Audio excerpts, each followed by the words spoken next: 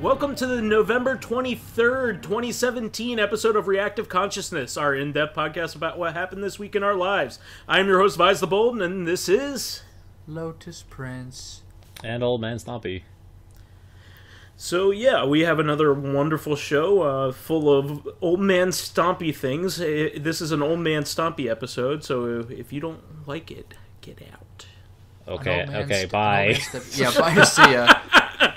Podcast is over. It's like see you next Tuesday in American Werewolf in London. Oh, sorry. Yeah. Oh, my mistake. It backs out. Best movie. Nice. But yeah, go for it. Yeah, so I came in because, of course, I want to talk about wrestling, but I also want to talk about Magic the Gathering, and I think this is my second chance. They're not related. They just happen to be taking place at the same week. So one is that this is one of the four principal weekends for WWF. So they have WrestleMania in the spring. They have SummerSlam in the summer, of course. No, in the fall, in the winter. Yeah. In January they have the Royal Rumble, and in fall they have Survivor Series. And I used to really like the concept behind Survivor Series. I used to really like elimination matches. That's my favorite kind of themed hero versus villain match. Even when we did crossovers in comic books, whenever all the heroes and all the villains would pick each other off one by one, the Infinity Wars or the Infinity Crusade. I used to really like watching those kinds of things. So for Survivor Series, usually the structure is they find some reason for teams of wrestlers to tee off against one another. So the most iconic original Survivor Series match is probably the debut of The Undertaker. He was hired by the $1 Million Man to wrestle against Bret Hart and his team. That was also the same pay-per-view that Gobbledygooker debuted. So they were really trying they were really the funniest goddamn thing. Throwing a lot of stuff at the wall and seeing what stuck. And lo and behold, it was the 7-foot-tall guy who dressed up like a funeral undertaker and came out to organ music, who turned out to be the most iconic wrestler of all time. It was not the gigantic chicken with, again, the name Gobbledygooker. It was a turkey. He's a turkey. He was Thanksgiving themed. Mm-hmm. There are certain points where you can tell that even the announcers don't give a shit and don't understand who thought this was a great idea. We were having a discussion offline about the bed that eats people, and about how difficult it is to make a movie, and about how nobody at any point said this was a bad idea. Well, they spent weeks touring a giant egg around America, and they had to go well out of their way to stitch a costume together because they don't use store-bought stuff. There is a seamstress.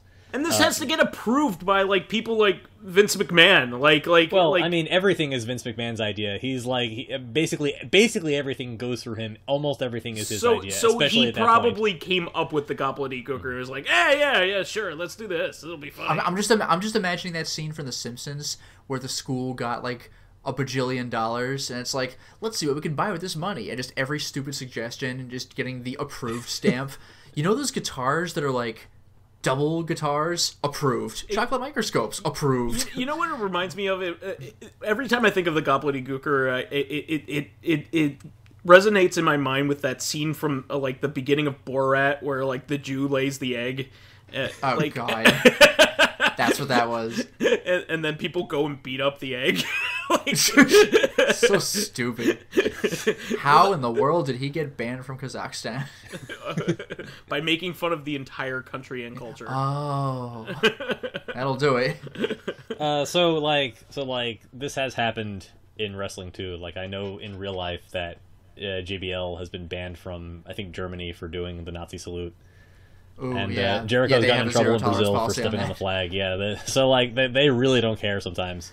Speaking of which, Germany doesn't fuck around. Even the people who made the Wolfenstein games, I think, I read it on a Did You Know Gaming. I think it was either the newest Wolfenstein game or maybe the one before. Yeah, it's Wolfenstein 2. It's substantially edited. Yeah, only really recently did Germany actually get I think a Wolfenstein game, but it had to have all the Nazi all what was obviously Nazi imagery removed, which you can tell what it's supposed to be, but just don't show swastikas or whatever. Just that idea, just that concept just fascinates me. It's it's playing Dante's Inferno, but don't have any demons. It's if I'm not mistaken, if I'm not mistaken, Hitler is actually alive in a character in the new Wolfenstein game, and he's just a generic old man in the German version. Oh, wow. Yes, this is true. They basically in-game Photoshop him. Nice. it's pretty interesting because I can see why Germany's like this. They don't want to proliferate Nazism because it got them into so much trouble, obviously, and they also want to atone for it, like publicly. So as best they can, right? Yeah.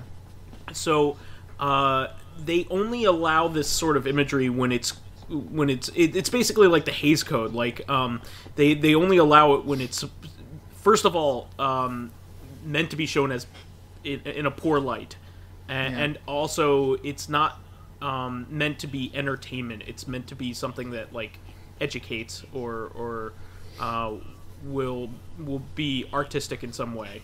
But in a game where this kind of thing, it's kind of on the frivolous side, I guess. But yeah, it's fair enough. I mean, this, like, we've seen this happen on, for example, 4chan, that, like, a bunch of people sort of spout Nazi propaganda ironically and then become indistinguishable from people who take that kind of thing seriously. And, that's actually kind of was brought up on the Laser Time podcast recently. They were talking about some of their favorite movies of all time, and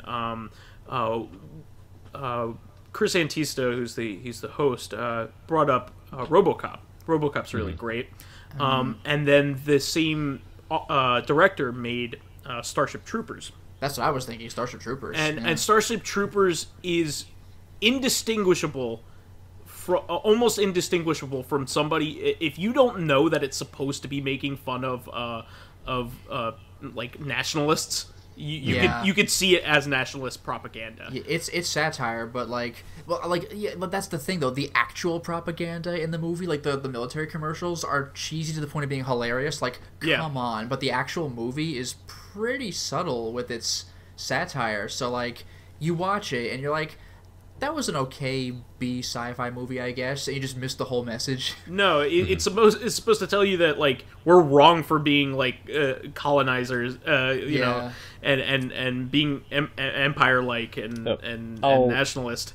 Like, I'll wheel this back around to wrestling a little bit. That there was so one of the common tropes in wrestling is the American face versus the foreign heel. They turned that on its head a little while ago, and I think I've told this story before, but it's relevant to the discussion. There was a Mexican face by the name of Alberto Del Rio. He was a world champion. Oh, yeah. And he wrestled against surprisingly subtle for WWF, an anti-immigrant, he was based off of Ann Coulter. His name was Zeb Coulter. He was like an older guy from behind the scenes. They rolled out. And he was anti-immigrant. He would come out with little picket signs, and he would roll out in his little disability wagon, those little like scooters that and something that nobody could take seriously, right? And he had a wrestler who he managed named by the name of Jack Swagger, whose gimmick was that he was like super all-American, but he was a villain most of the time. And he partnered later with a Swiss wrestler named Cesaro, and they would go, oh, Cesaro is a real American. He came into our country the right way. And it sort of poked fun at the fact, it had a lot more nuance than the usual anti-immigration storyline, because it sort of pointed out that it's not really about anti-immigration, it's about anti-white racism, and it didn't matter, because a lot of the time in a lot of parts of the country they would wrestle and people would still chant USA for Jack Swagger, completely independent of the fact that he was not realizing that they weren't in on the joke. A lot of the time they just don't care. They just don't care. It's not important. It's just kind of funny. I think there's a law about that. I forget. It's like it's like Hayes Law or something to that effect, where parody sometimes basically becomes itself. Right. Indistinguishable from itself unless you're like really nuanced I think it's in the subject. Poe's Law you're talking about. Poe's Law, that's it. Yeah. Mm-hmm. But yeah, it's just really interesting that this is what it's come to, because I love, of course, when we're making fun of this kind of stuff and hate when it's actually kind of like Goodfellas, and the people that like Goodfellas, they don't realize that it's a scathing tale about how these people are psychopaths and Joe Pesci's awful, terrifying in that movie. They're all, and he's like the best friend. They're all nutcases and they're portrayed as psychopaths, but it's portrayed in such a way where the main character is idolizing them. Well, that's the thing. If you have charisma, you can be forgiven for anything. I think a more contemporary example would be Rick and Morty. Everyone's like, "Oh man, Rick's so cool." It's like Rick is a piece of shit, and he's tearing his family apart, and like and his they make life that is point horrible, many and times. he endlessly drinks. Yeah, they really. There are a couple of episodes where they throw that in your face. Rick's life is miserable because he's a miserable piece of shit. But everyone's like, "Oh, he's a badass, and he gives middle finger to authority, so he's like the hero of the show." Like he's the protagonist, but he's no hero. Yeah, well, another contemporary version of that is basically another entry in the same concept by Scorsese's Wolf of Wall Street. Like that character is and real person is a complete piece of shit. He is meant to be shown in the worst kind of way. This is a terrible human being, but then you have people that are emulating him and like idolizing him because of of the way that the story's told. But it's meant to expose how ridiculous Mr. Belfort is. He's a psychopath. Like, he doesn't care about anybody but himself, and he gets interviewed regularly on CNBC still, and he is a verified piece of shit, and he's still revered. So there's a trope about this called like the smartest man in the room. It applies to certain characters like House and like Sherlock in some like incarnations of the character. That like the current interpretation of Sherlock, as like even the ones played by like Robert Downey Jr. or like Benedict Cumberbatch, like they're often well-meaning, but they're mostly sociopaths, like high-functioning sociopaths. But they're valued because they're very smart, and people forgive their foibles and their inability to like comprehend basic human emotions for their intelligence. And like their agency and their capacity. So it sort of it leads one to believe that empathy for other human beings is actually not all that important if you can contribute to society in some meaningful way. So like we sort of saw this sort of play out with the recent the Google scandal from a little while ago. I know I've brought this up before on the podcast, where the guy wrote a memo talking about how his female coworkers were largely incompetent and tried to like pull some science out of his ass to justify this based on like biological differences. And it's like,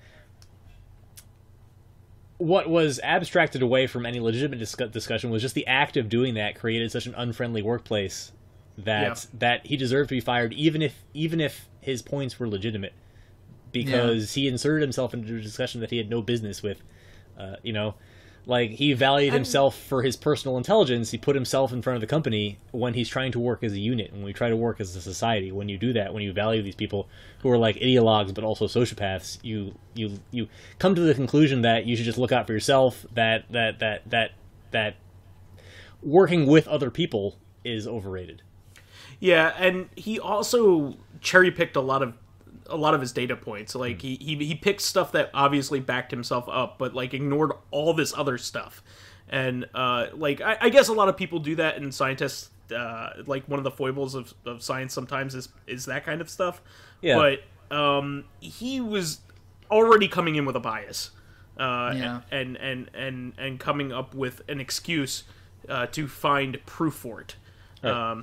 That's always bad. I'll use another example. There was a very famous economist. There's an economic school called the Chicago School that came out of the University of Chicago. They're the sort of the entry point for a lot of the modern austerity principles, which are very popular amongst American conservatives right now. And I forget his name, but there was an economist who wrote a book detailing how he thought, under analysis of black communities, that black communities were currently worse off than they were when they were under slavery. And he won a Nobel Prize for this analysis. So obviously people took him very seriously at the time. And I think what's missing is an aspect of the agency, that saying that black communities currently are worse off than they were under slavery doesn't necessarily tell me that. So like, it was used to drive a lot of conclusions about like social welfare, that to justify policies saying that applying welfare to poor black communities was throwing good money after bad. But what this abstracts away is that actually what might be true is that this only happens because without how to say it? It's obviously this is a very touchy issue. It just means that now that white people can't exploit and own black people for labor, they've just left them with no real support, left these communities flailing, tried to take everything away from these communities. There's a precedent. The slavery situation created a bad start off point. Is what you're getting off. Of course, right? that seems like something that should be obvious, but is never taken into account when you give these kinds of analyses. In the same way, the Google memo didn't take into account the fact that like pressure from like male coworkers or pressure from male executives might have contributed to female workers at Google not doing as well as they could have been in a more egalitarian society. Well, what I've also seen, just real quick, what I've also seen, this isn't related to the output at Google, but I remember seeing backups to this memo regarding like, well, maybe working at places like Google is it's just like a more male-oriented job anyway, and you could tell because so few women are working there in the first place. But that just calls back to like the last entire history of America before like the 1970s or 80s, where like there were men's jobs and women's jobs, and like even to this day, if women try going into math and science, they're often like kind of stereotyped, like, are you sure you want to do this? Shouldn't you be doing like this kind of job or whatever? Or like they're surrounded by like 19 guys in their class and maybe one other woman, and it's just like whether it's direct or not, the pressure is there for them to like go away. So like everyone who got to a job at Google, like every woman who did, like as far as I know, like probably fought their way like through willpower to get there, like through like their classes and stuff like that. Yeah. Despite the things that have swayed them, tried to sway away so from like, it. Yeah, so like percentage wise, if you look at a statistic, oh, clearly it's a man's job. Look at all the men there. But it's like, yeah, but what about the process to get there? It's like it's a men's job because people have been saying it's a men's job. So it's like, what does that even mean? Even not seeing women in the job is an influence, right?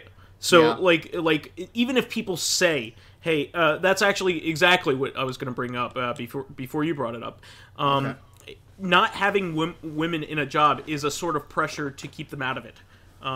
So even if there's not an active force, it's a passive force telling you not to go into it if you're a woman.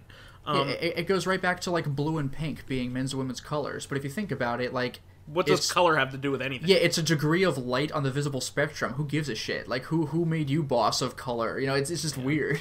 So what I was going to say here is that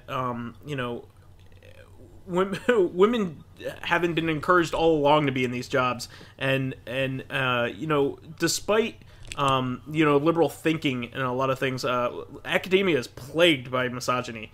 And just like a lot of other like old guard institutions.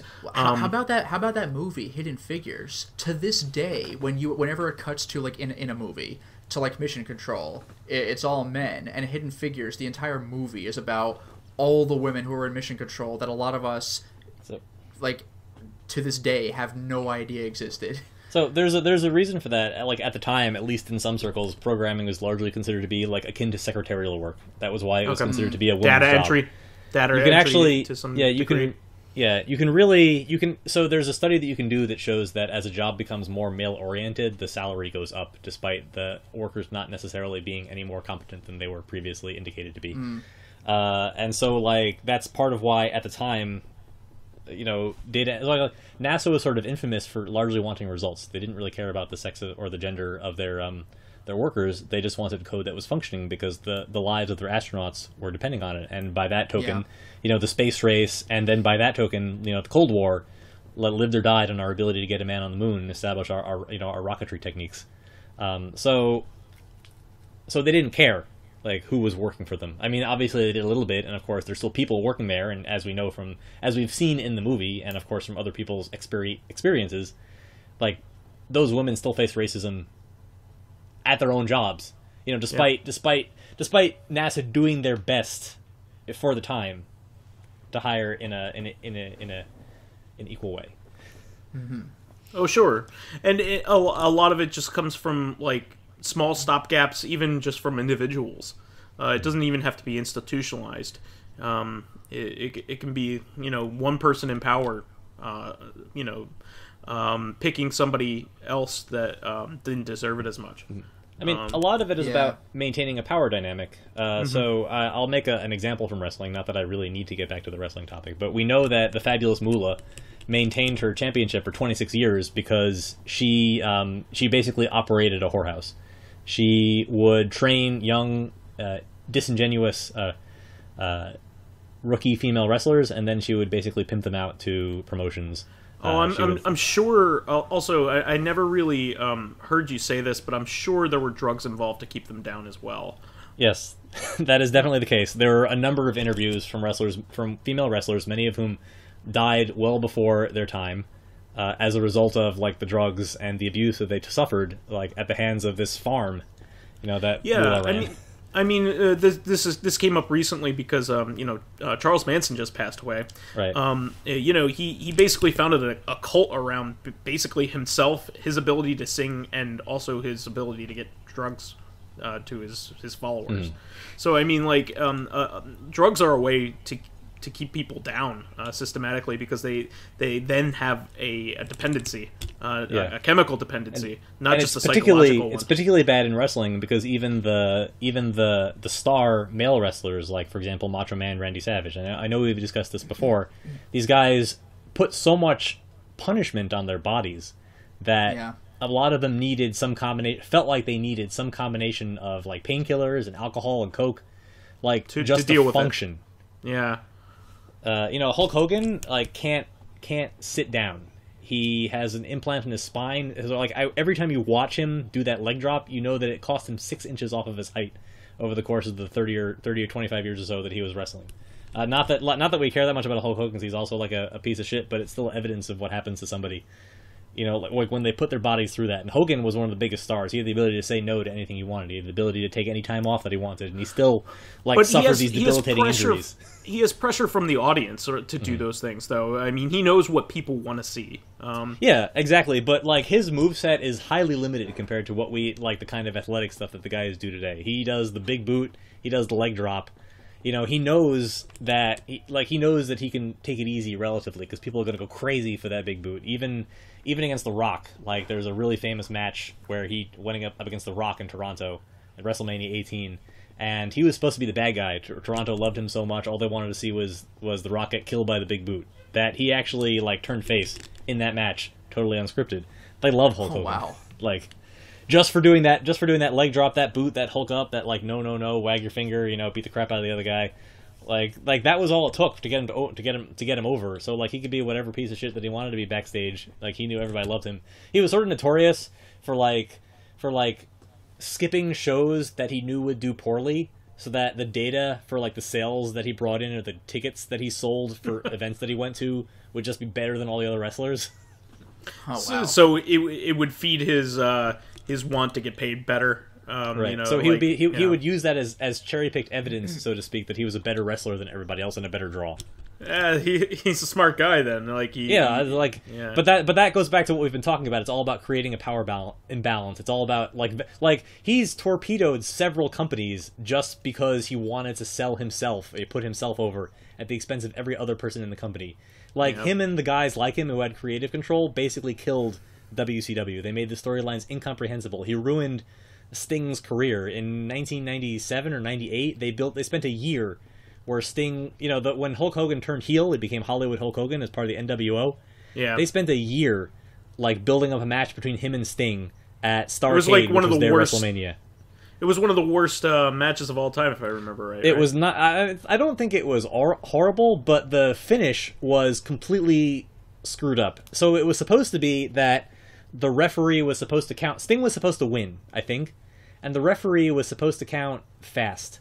And then Bret Hart, who had just been re-signed from the WWF, was supposed to come out and try to restart the match. Either that or the Hogan was supposed to win. No, sorry, I misremembered. Hogan was supposed to win on a fast count. It was supposed to be a crooked referee. And then Bret Hart was supposed to come out and save Sting after being signed from the WWF and coming over and joining WCW. Asked them to restart the match, and Sting was supposed to win. But Hogan supposedly, and we'll never know the answer because Hogan will never tell you, supposedly he told the referee not to do the fast count. So it looked like Hogan beat Sting completely clean. Oh. And so when Bret Hart looked like an idiot coming out there trying to restart the match. Like, Yeah, all he because wanted he's to do was he's supposed to even the odds and outs the yeah, he's supposed to be crooked he's ref. supposed to be the backup. He's supposed to be the hero swooping in at the last second to save Sting from a crooked referee.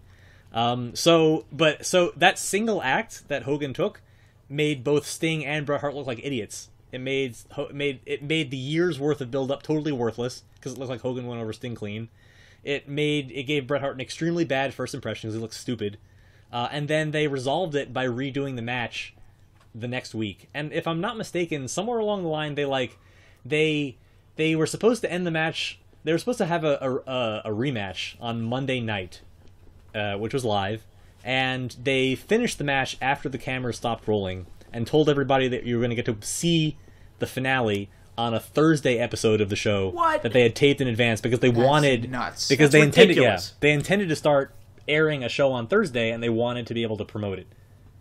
That's There's ridiculous. like no better way to piss off your audience. Like I don't remember what it was called. I don't even know if you guys know what it is, but there was some movie that came out like a year or two ago, maybe a little longer by this point, and it was like a horror movie, and the ending just kind of happened. Like all of a sudden the movie was over, and like seemingly unresolved, and there was like a message popped up on the screen like, to see what happens, go to some website, and everyone was like, "Fuck you!" Like it just cuts you off. Right.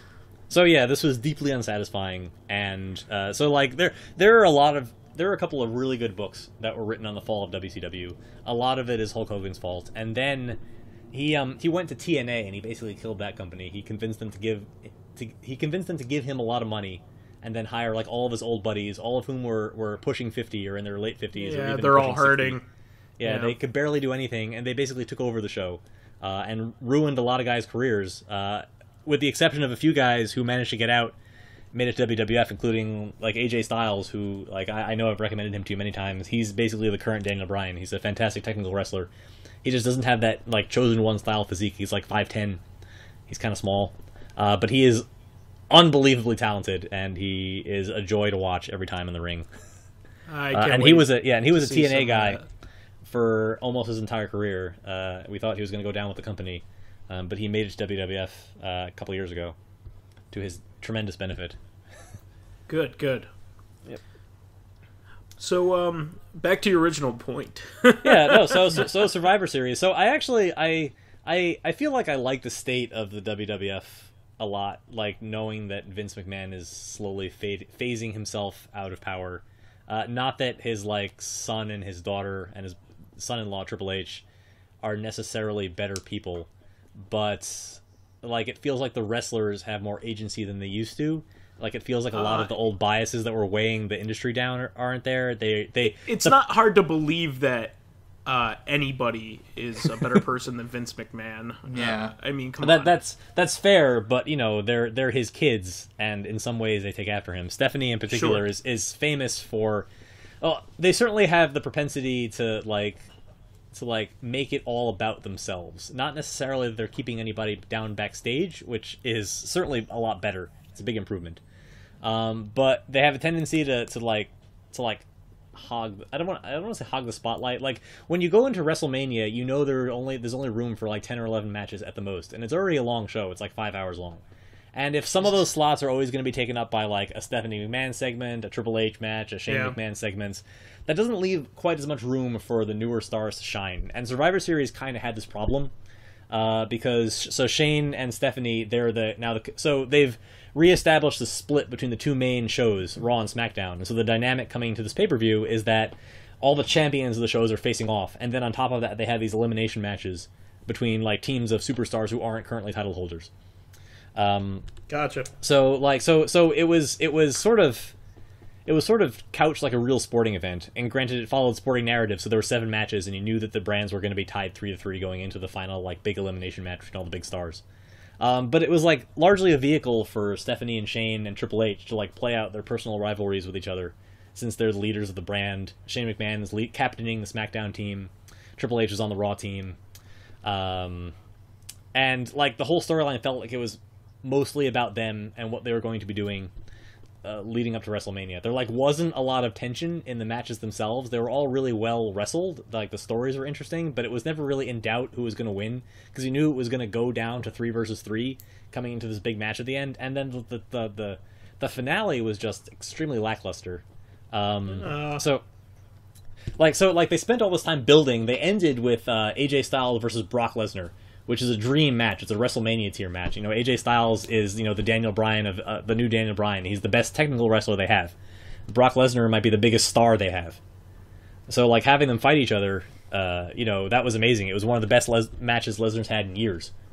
Brock Lesnar's bigger than Cena at this point, you'd say? Brock Lesnar is bigger than John Cena. John Cena is, like, the biggest full-time star that they have, but Brock Lesnar is a bigger attraction. So he's the Batman versus the Superman of DC, huh? Yeah, I guess so. What are we? Like Cena's Superman in that. Yeah, Cena has case. the Superman gimmick too. Like he's kind of that character. Yeah. He's exactly as strong as he needs to be to win a match. Although Lesnar is more like the Hulk. You know, he's a big, muscly dude. He doesn't always necessarily win. Since he did get the crap kicked out of him by Goldberg last year, and he also lost a match to the Undertaker via some shady interference a couple years ago before the Undertaker retired. But he always like demolishes like Brock Lesnar is like a freakish human being. If you actually watch him wrestle, he is so fucking fast for a guy his size. Yeah, and not only that, but like his body structure doesn't seem like it should be. It's very exaggerated. It's like a Rob Liefeld.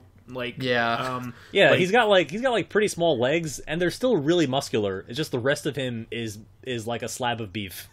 Yeah. He literally looks like, you know, like the Savage Dragon, like in reality. Yeah, he just looks like like a '90s like Rob Liefeld pinup. Like he's just like ridiculous. Not a pinup, but like, you know, like a drawing of a superhero. It's just like muscles upon muscles upon muscles. Like that famous Captain America picture where his chest sticks out like 3 feet.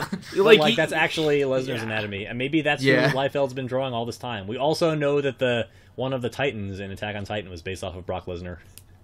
Really? What?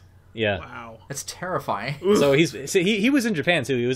Brock Lesnar was a New Japan Pro Wrestling heavyweight champion in Japan. He basically got bored of WWF. He spent some time in UFC, spent some time trying out for the NFL, spent some time going to Japan wrestling, got bored of that. They had to basically make up a title and take it off of him. Isn't he a pretty terrible human being on top of things? I don't know. I don't want to say. Or is that just his character? He's just a weird. He's not a people person, so it's kind of hard to tell.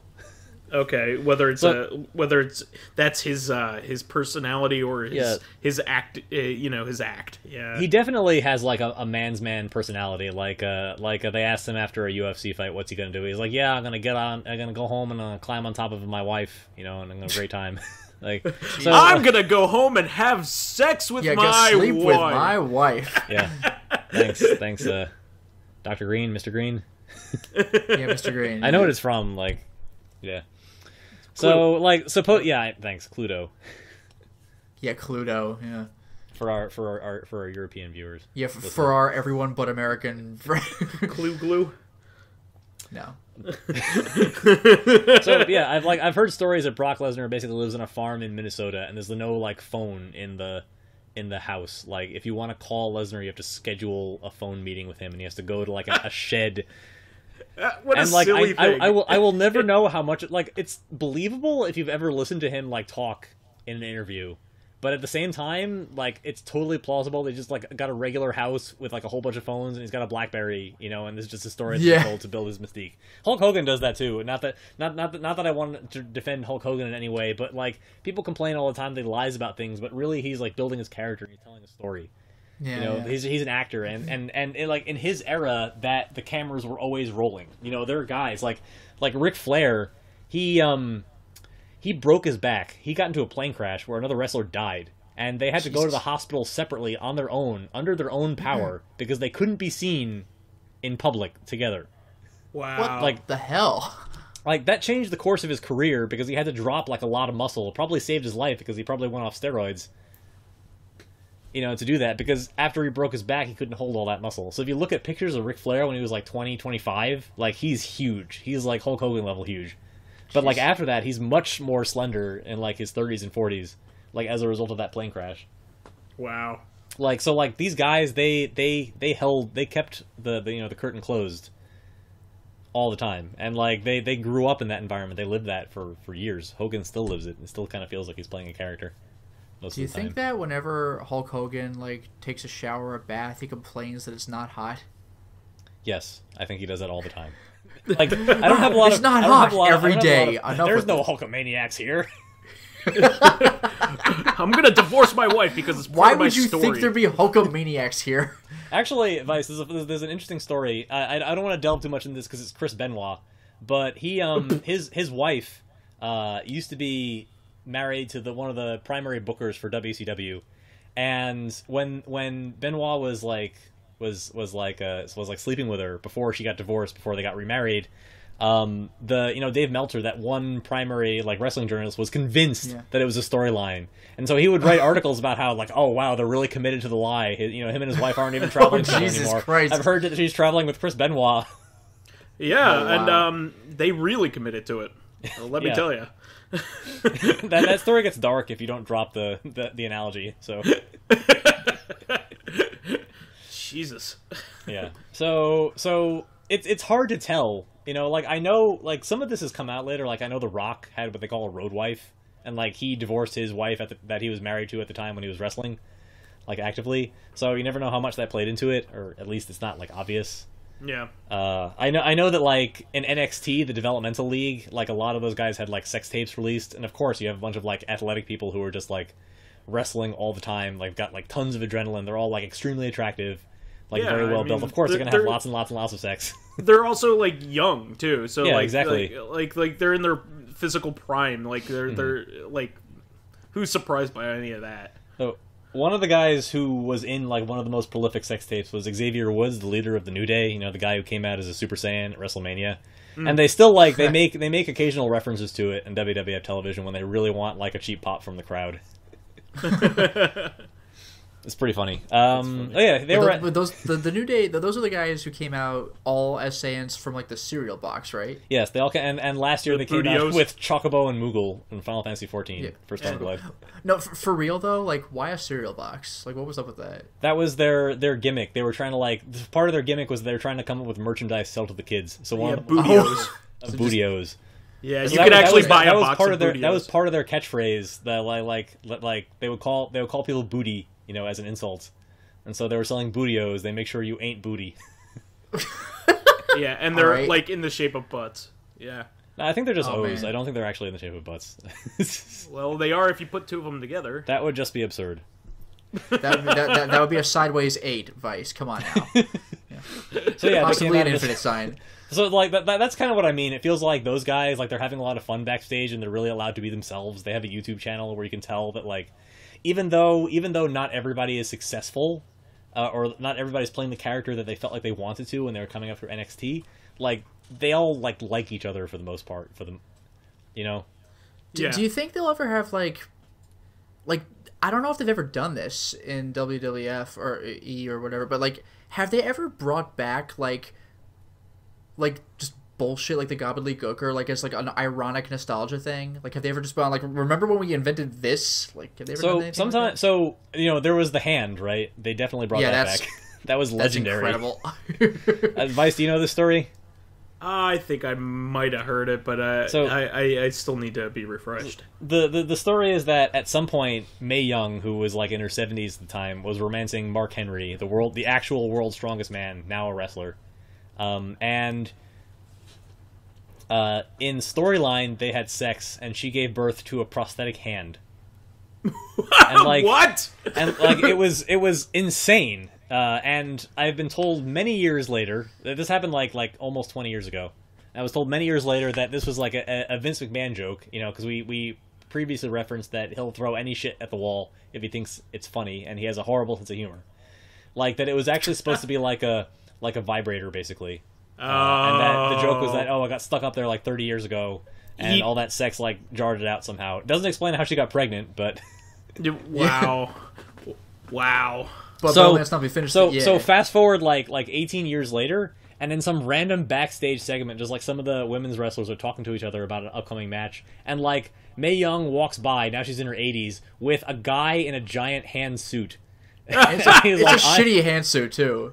He's like, I'm Mae Young's son. I'm all grown up now, and the announcers like they can't even talk. They're It was funny. No, the funniest part though, like the funniest part of that whole thing was that it's a stupid hand costume, but like it's like a Halloween store looking hand costume.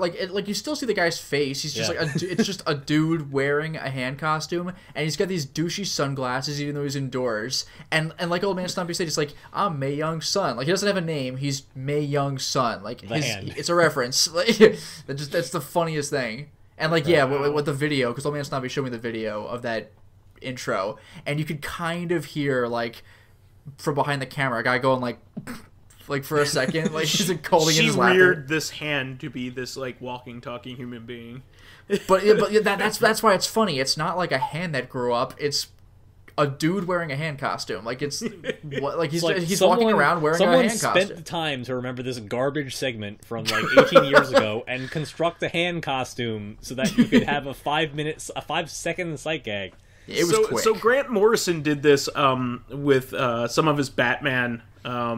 His Batman comics. So before Batman R.I.P. and before Final Crisis, which was a pretty big deal about 10 years ago, Grant Morrison was writing, just regular Batman series, without any big storyline going on. And he is famously esoteric with his references. So much so that even the nerdiest of Batman readers will not catch the references. Nice. So what he did was he has a complete access to the DC vault, where he can basically read any comic from even the days when nobody read them, like back in the 60s. Back in the 60s, like nobody was reading superhero comics, but DC famously is still putting stuff out. It's because they kept on getting more and more ridiculous with their storylines, to the point where that's where all of those like super dickery things come from. Right, exactly. Sorry, Jimmy Olsen, I'm here to destroy your souvenirs. What? Like none of the stories were of any consequence, and they were all dumb as shit and didn't carry over to anything. So anyway, there was this like phase that Batman went through where he was basically like appointing Batman around the world. Like to be other Batmen, like you're like the Native American Batman of the Southwest. You're the Batman of Italy. Like that kind of thing. And he would do team ups with local Batmen. But like these people would only show up once, so you would quickly always forget about them, that they were kind of like Batman deputies, but nobody ever talked about them ever again. So he brought back like all of them, all in one shot, and you're like, who the fuck are these guys? Like, and he's like talking about them. The stories are written straight as if you know who they are. Like they don't. That's great. They don't give you any backstory on them whatsoever. Like they're just there. And like if you were reading them like month by month, the comics, like you'd be like, who are these people? Why did they all show up all of a sudden? Where is their backstory? Where did they come from? Like, why didn't he write a backstory? Well, there was a backstory, and nobody cared, and it happened 40 years ago. But you're supposed to know about this because everybody has a DC vault. But anyway, and you want to read pointless comics like Grant Morrison does in order to come up with new storylines. But anyway, in a way though, that's kind of the beauty of it. Oh no, that's why it's amazing. But not even that. Now that it's the internet age, like he's making those comics relevant. Like, sure. Want to go and look at those stupid DC Silver Age comics? Like, yeah, okay. I know we've talked about this before, that like it's okay now for games that are at the end of like a long-running obscure foreign series that had never been released in America to come out, because people have the capacity to go out and find, or at least look up YouTube footage of a lot of their predecessors. Sure. So we'll get like a long-running series, like Toho 16 is the first one released in widely distributed in the United States. The 16th game. This is all because of the fans of the earlier games, right? It's like Corpse Party. Like it really is like 1, 2, 3. So you don't need to play the missing game. Yeah. But like Corpse Party, the third game, references like the joke side story that's still canon. Yeah. It's like where like a character gets killed the same way like one of the main characters in Madoka Magica gets killed, and you're like, is that a parody of an anime reference? And like that's canon? Like they're these new characters that you don't really need to know the backstories for, but you should know who they are. And that game was too obscure even for XC to localize. Yeah. It was just like, wow, okay. So like a wrestling example would be Kane. Like everybody knows Kane, right? Sure. But like before he was Kane, he was the fake Undertaker. He was faked Undertaker, I think, for a little bit, or one of the like fake tall guys. But he was the Christmas creature at one point. he was a dentist. The Christmas creature. It's just like when you first mentioned the Gobbly Gooker. That title's so fucking stupid. Like, oh no, like our new opponents, like this, and Kane's huge too. He's like what, like 7 feet? Like he's a gigantic Christmas man. creature. Yeah. Like what? It's dumb as shit. So was he like under the employ of Bill Goldberg as Evil Santa from Santa's Sleigh? I think this predates Goldberg by a little bit. Kane's been around for a long time. All right. Yeah. Like Goldberg wasn't really big yet. He was a dentist. He was he was just himself in one match. He wrestled Sting once in WCW, and like he's in a GIF where like this, he's in a GIF, and I only know this GIF as like the GIF where you look at it and be like, is that Kane? Yeah. Well, what I was getting at here was if you got the trade paperback of all of Grant Morrison's stuff before, you know, his big runs, you know, like Batman R.I.P. and all that stuff, it explains where all of these are from. Like there are actual like segments from it. Okay. And he even like inserts like recreations of the art that was in there, like specific panels referencing specific panels in this. Like it's so bizarre. Oh, like it's drawn the same way. Yeah. Like same when Spider-Man position, first got his black costume, it was like a nod to the first Spider-Man cover, like Amazing Fantasy 15. That's exactly. Funny. And so he what's even better is he brings back all these characters to be unceremoniously murdered by one of the bad guys. Like all of them get brought back into mainstream Batman consciousness when it's popular. Like like at the time, Batman comics were actually like doing really well. And, like, all of these characters get brought in to be unceremoniously murdered by the bad guy. All of them die, and the Italian Batman dies in the dumbest way possible. I think I remember you telling me this. He gets stabbed and yells, "Mamma Mia!" By the way, what? by the way, even if they are just deputies, consider how badass the bad guy must be to kill like 10 Batmen. Well, that's the idea. Is like these guys aren't Bruce Wayne. They don't have the will of him. They're just a bunch of guys in stupid costumes. Like they weren't actually anything really special. Well, I guess they were built up like that, but like nobody else is Batman. Come on, like you could have people like maybe you can make a case for Dick Grayson being the only other. Like legitimate Batman. Even in some interpretations, like even the Batman character gets oversold a little bit compared to Superman. Well, that's actually kind of Morrison's point towards the end of Batman R.I.P. is that Batman thought like the whole point of it was that Batman loses everything. He loses like it's kind of like that Daredevil story. The Daredevil story. I was just gonna say, but he loses everything and then goes nuts.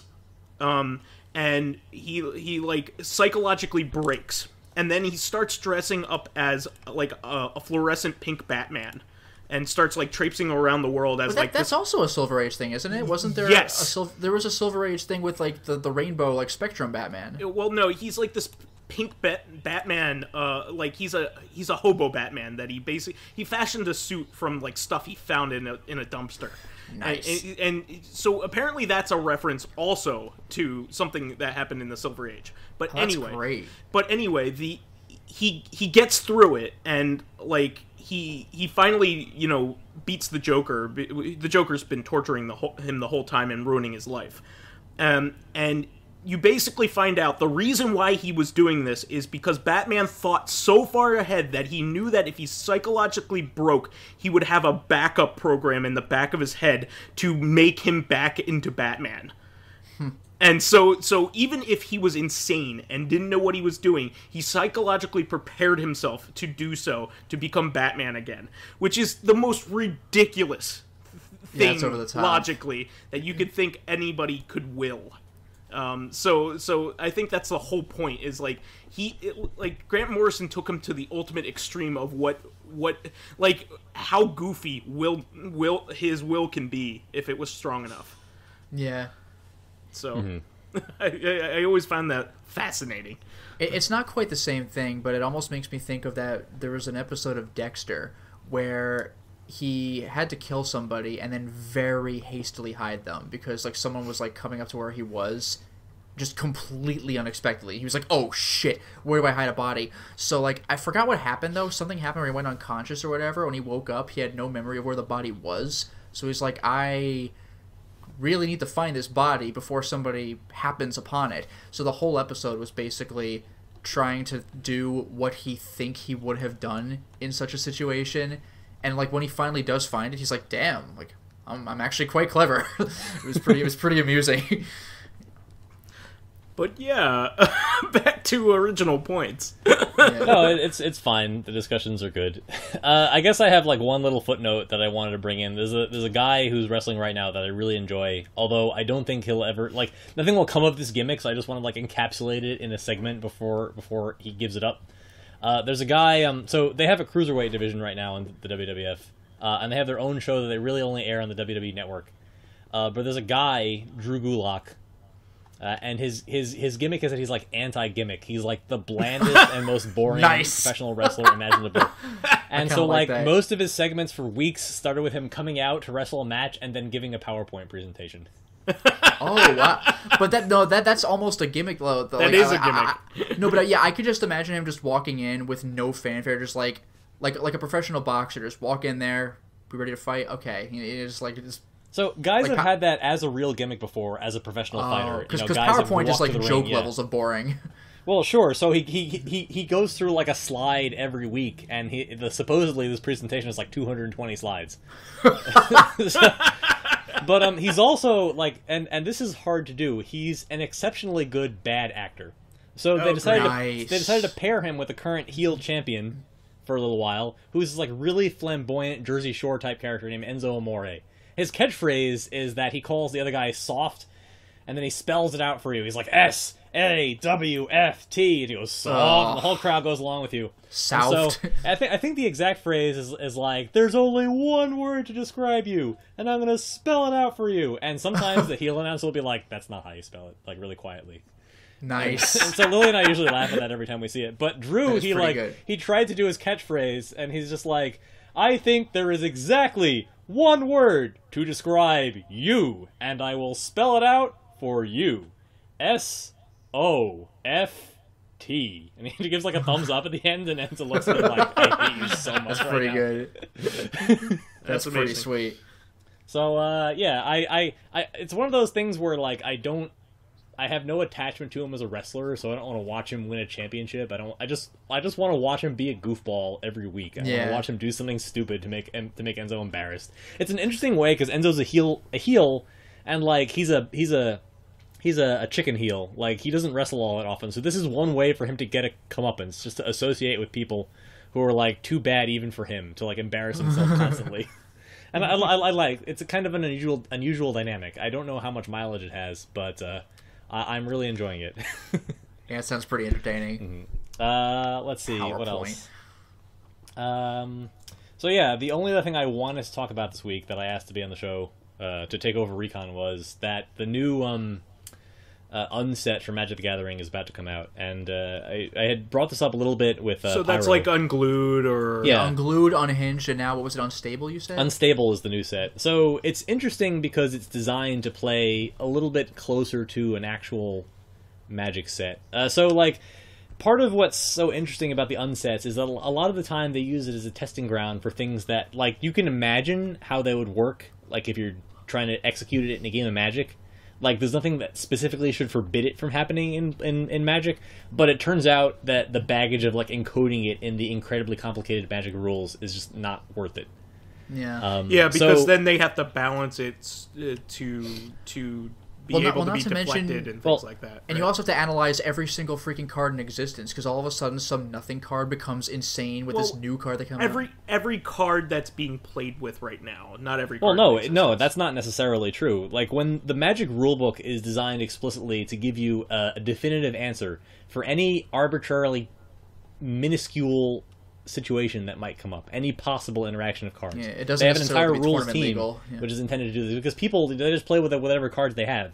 They play Commander, they play like all these weird formats, they play like dump all the shit in my box on the floor and just make 2 decks and throw them at each other. They play all kinds of weird stuff. So yeah, it doesn't necessarily, like, they make exceptions for rules for like tournament regulations. Like, you used to have to keep your graveyard in order because they used to print cards where it mattered. Now you don't. Yeah, because like they turn don't over the top that. 3 cards in your graveyard or whatever. Well, there's a card in Alpha that, like, if it's underneath another black creature, you can cast it. You can bring it back to your graveyard. Yeah. And I think It's like some sort of skeleton or whatever. It's Nether Shadow, I believe it's called. There's a couple of those. But they, sometime around Urza Block, which is like 20 years ago at this point, they stopped making those cards. So if you play in a format where cards before that were, if you play in a format only containing cards after that point, you don't have to keep your graveyard in order anymore. That's sort of a concession to modern game design. But in Unstable, they just don't care about that at all. If it seems like it should be possible to have it make sense, like, it's a go. If it looks like it'll be fun, it's a go. The first couple sets, they received a little bit of a negative reaction from some players. Some players just didn't feel like they got the jokes. Like, some players thought it just felt a little bit too little like Magic. But back then, they didn't really print very many supplemental products. So now that they have this rotation where they print something almost every month, there's room, there's space for a product to come out and be marketed only towards a small subset of players. Sure. Who will appreciate the sense of humor.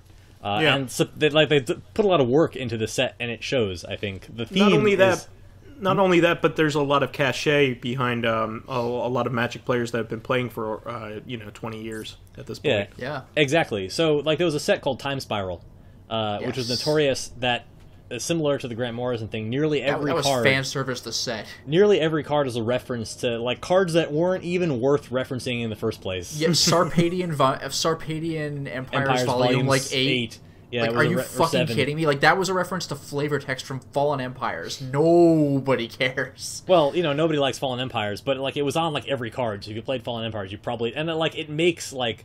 a soldier, a hominid, a thrall. Token. Like, it's like it was hominids, thralls, like goblins, thalids, and soldiers probably. So they after that they instantiated what's called New World Order, which is a design paradigm for Magic, where they showed Time Spiral and they showed some of the ridiculous cards that have haste and echo and madness and all these extremely difficult abilities to parse in a game state, and decided maybe we shouldn't have all of these on a single card at common. Maybe at rare, that's fine, but maybe we should limit what our players see when they open up a pack.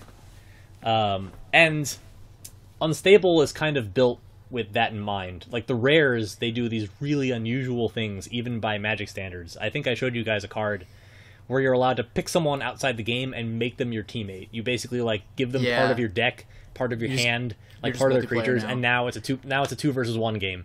Unless you're It reminds me of a card from, I think it was Unhinged, it might have been Unglued, where you destroy a target permanent from somebody else's game.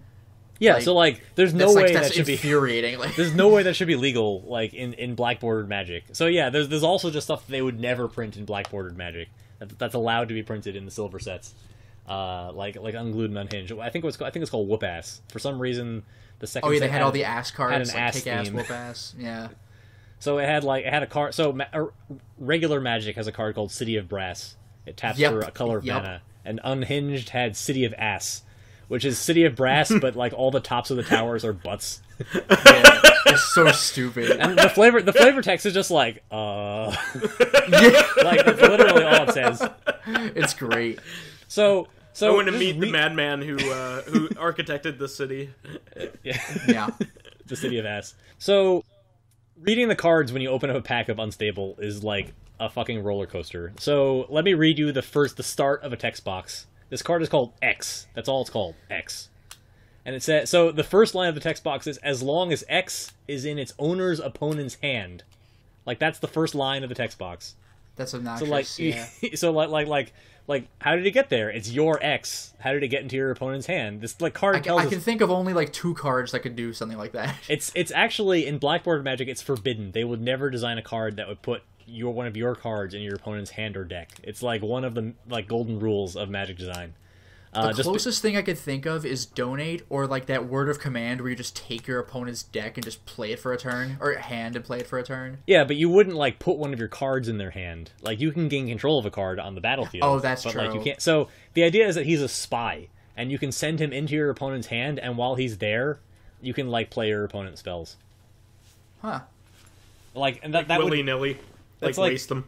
That's like super complicated to codify in the actual Magic rules, but like everybody knows how that works. You would never make that card in Blackboard Magic, but you have it as a rare and Unstable. And like you can have a really interesting game where you can really aggravate your opponent.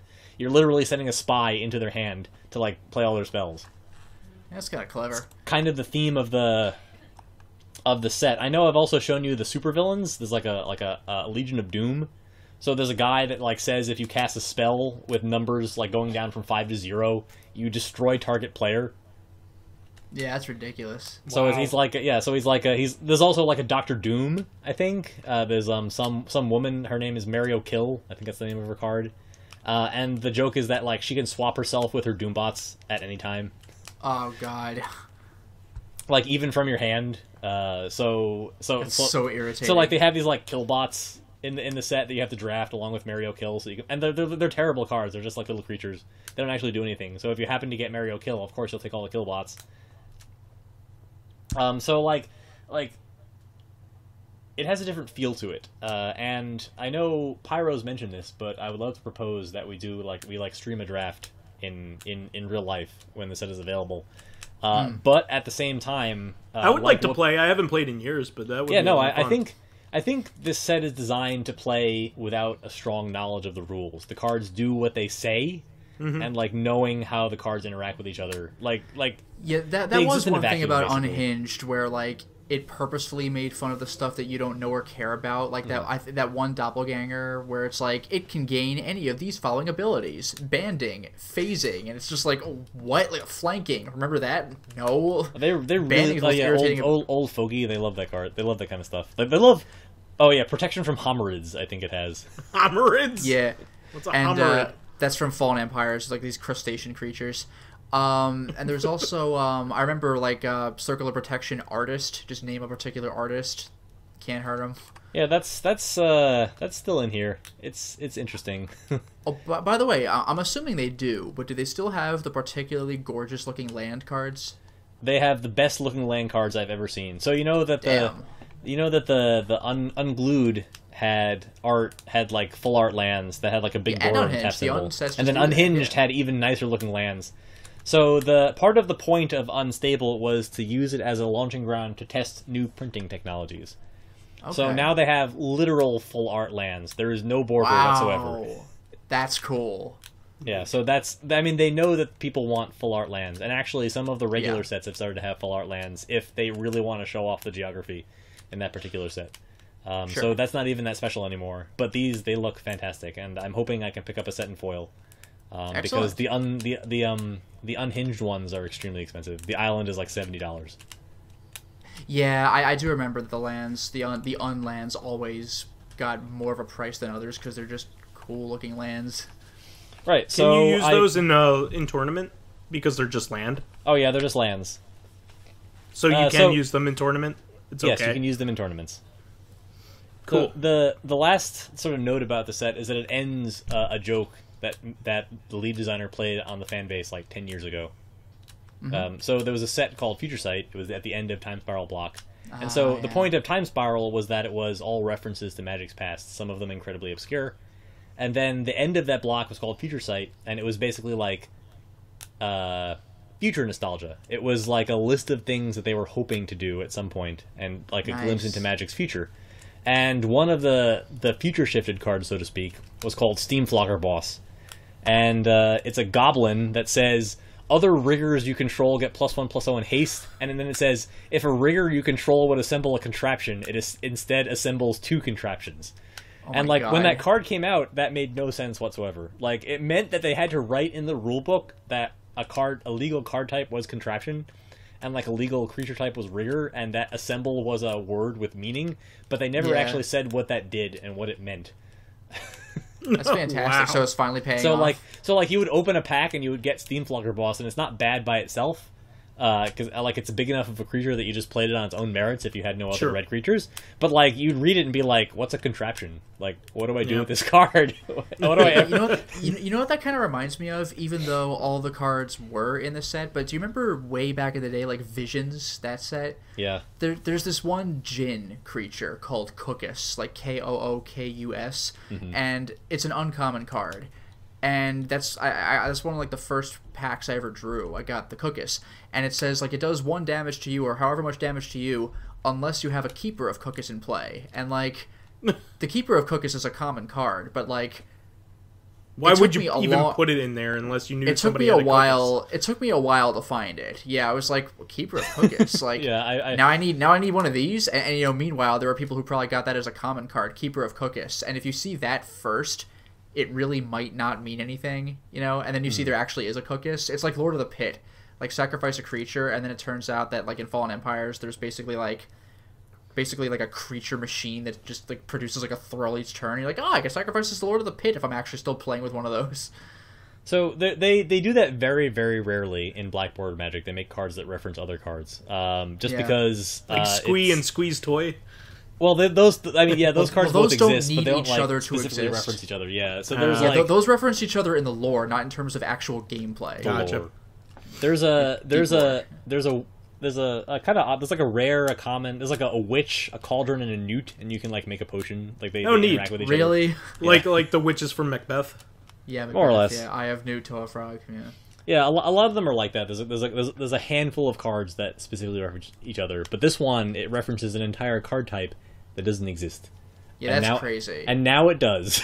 So you know what that also reminds me of? Again, all of the cards did exist for this, but we mentioned like the Thalids from Fallen Empires. Those were like fungus type creatures. But I remember our friend Perry got what's actually a really good card if you're playing a Thalid deck, if for some goddamn reason you're playing a Thalid deck for any reason.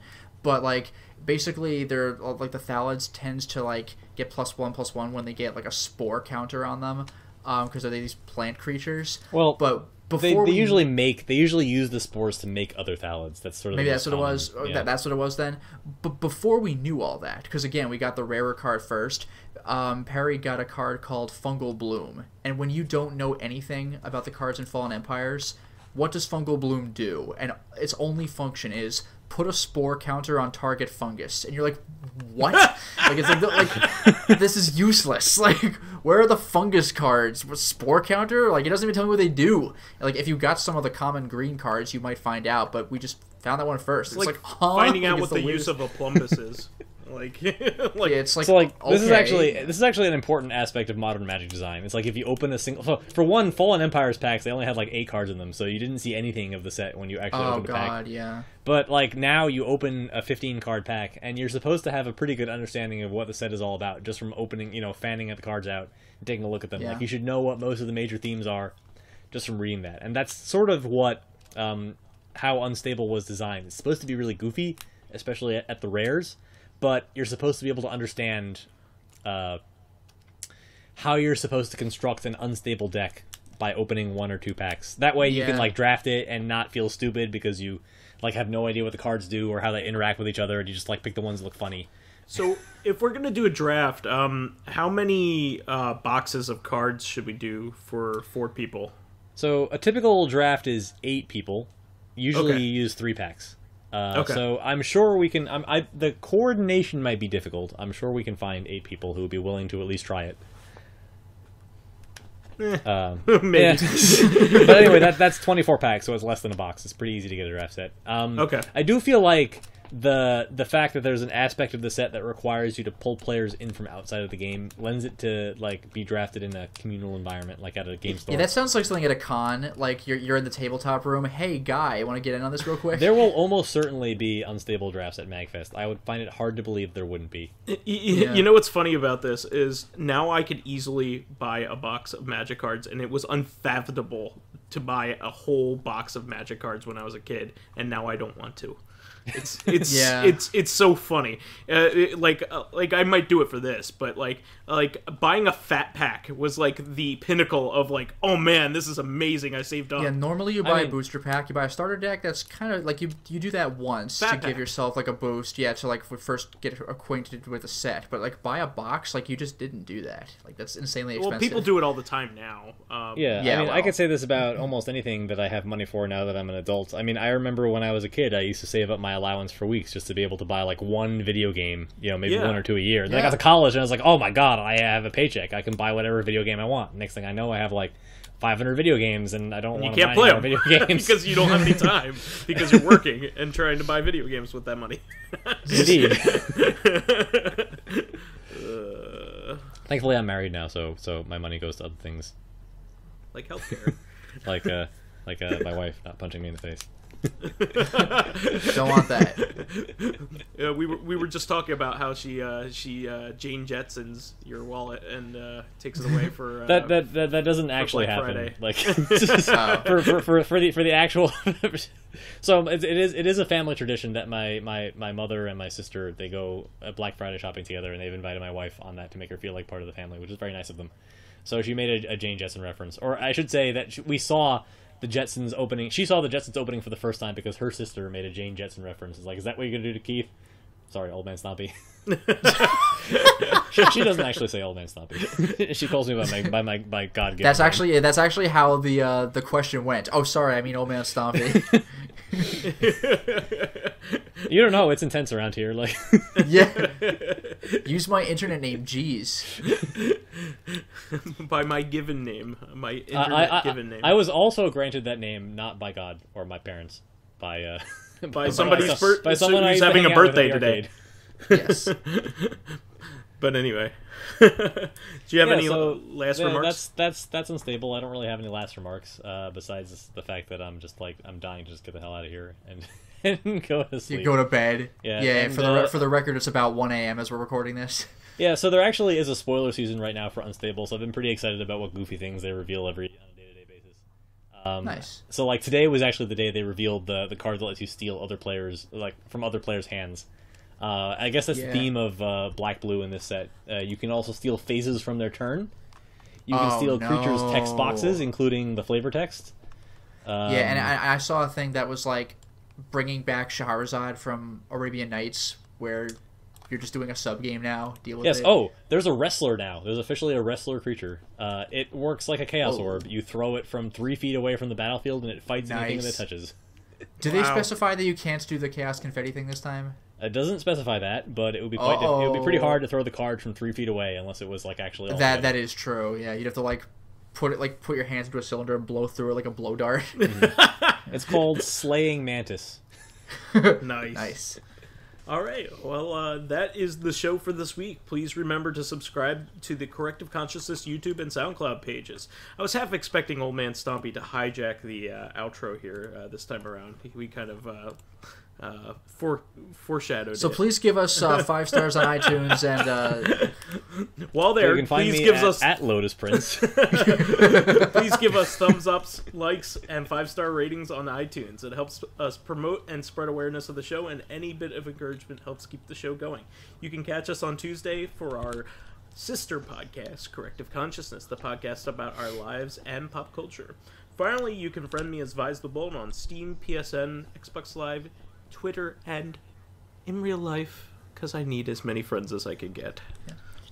Excuse me, are you VyseTheBold? Yes, I am VyseTheBold. I'm sweet. I found him. I'm still low on the popularity rank of Vises. Yeah, that is true. In Skies of Arcadia, VyseTheBold is like rank like 3 or something. Yeah. So Like has your 20. girlfriend called you like Vice the Incompetent yet? Because I know she was planning on like reading the list of vices to like find things to call you. Vice the Fallen Pirate. So now that she actually knows like where that's from, it's sort of a potential source. No, of humor for her. I wasn't incompetent. It was competent, which I think is even funnier. It's like Vice, the guy who can like, you know, he knows how to tie his shoes in the morning. Great, that's a wanted poster ranking. So this was kind of funny. While we were doing name entry at round 1 this week, we went to do bowling and we did name entry, and I put myself as VyseTheBold. Like, Yay. I bowled. Oh, bold. Nice. That's fantastic. But anyway. Yeah, Waiting so 15 years for this joke. yes.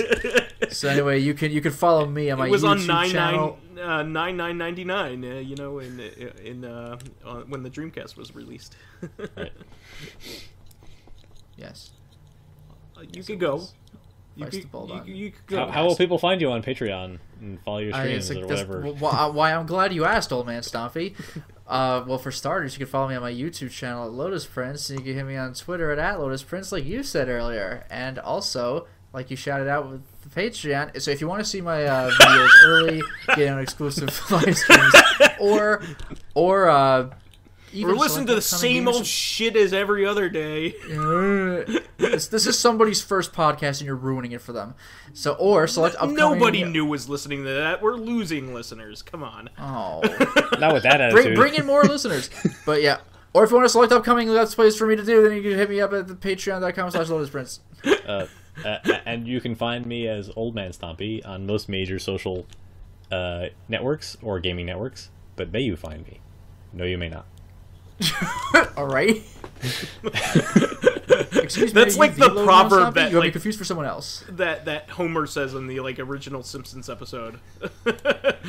Oh, like what when is mind no matter, or what is matter never mind? Yes. That weird laugh. That's a little too loud. For some reason, I was just thinking about that. Like, why did he say that? It just like still bothers me. I forgot the context of that.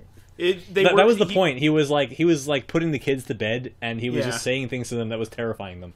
Yeah, yeah, and so they were like they couldn't get to bed because like they were freaked out. So like Nice. he basically made Lisa have an existential crisis. So Which is funny anyway. because Homer is incredibly stupid. So like, how did he even come up with that? Yeah.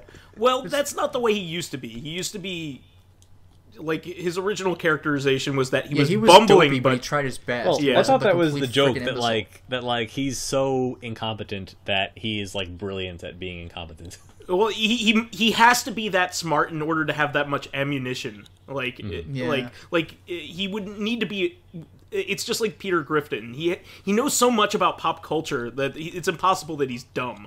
Like he just has a wealth of knowledge of things that a dumb person just wouldn't have. I don't know. I don't know. You can argue. I forgot who had that that triangle of different kinds of knowledge. Do you know what I'm talking about? We learned about it in grad school.